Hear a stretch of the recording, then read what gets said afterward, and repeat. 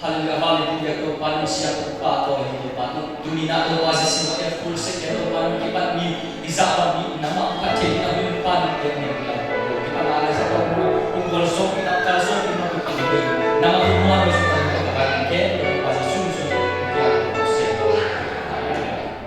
na i-ready na yan boy minato ready kayo na tatawag na kita daw wala amen hallelujah minato nasa mo kasi ni mo minato kan lungsi na yung sa isunod o tuwing laki na matza mo tapi na tama na naonay sa to om chi siya mo lundang ko na to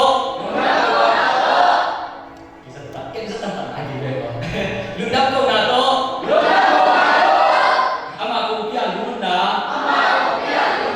panato ama huwag sunga tuhun ama tuma lundang ko na ama mpahun bahayang chile to bahoyi ama happy nain kibin ko to tuna ama tuma nain akamin kibi haleluya haleluya haleluya o kung siya sa hina amen ikipat pa din haleluya o kung siya sa hina kagina haleluya o sa atin o kung kilala alright o that's o kung kilala amen ina amen chay ayat magkilala tayo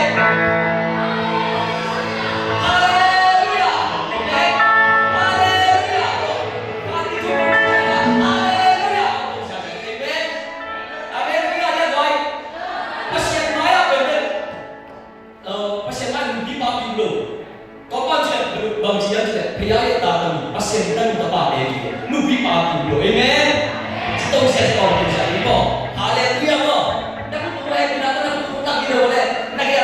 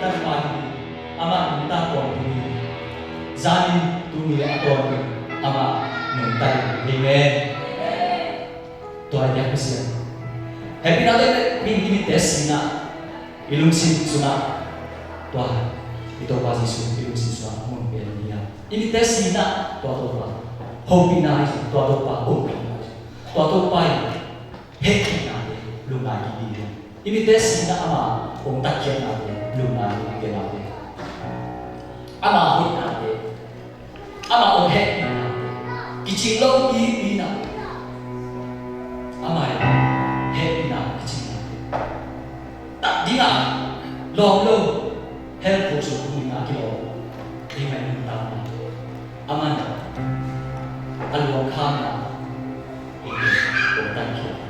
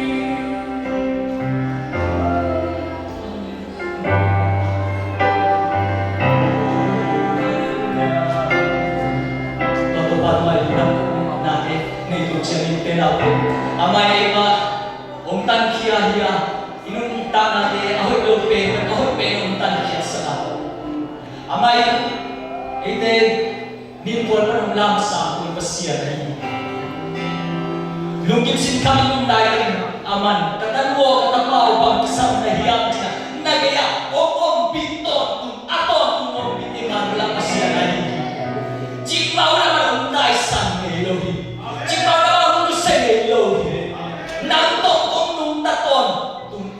Itong pakasya din. Hallelujah. Amay, nangtok zimbay ni takay Hong Kong din naman din.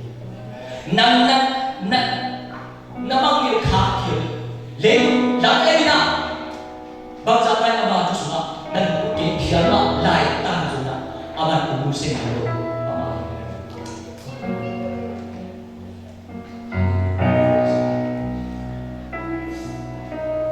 Imites niya ito ang pinanapanin.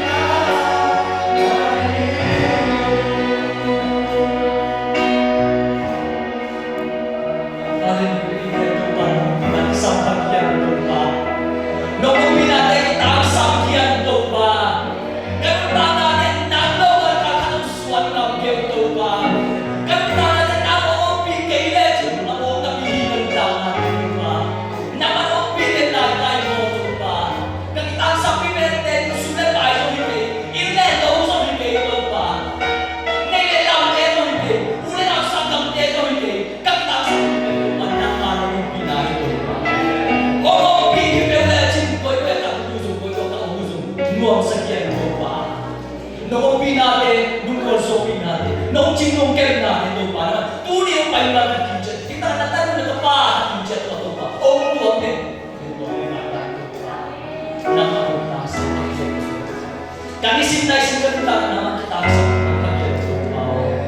Yung naglupa, kurso natin. Nung pinatehan, nung naglupa. Nung makainatahan, nung naglupa.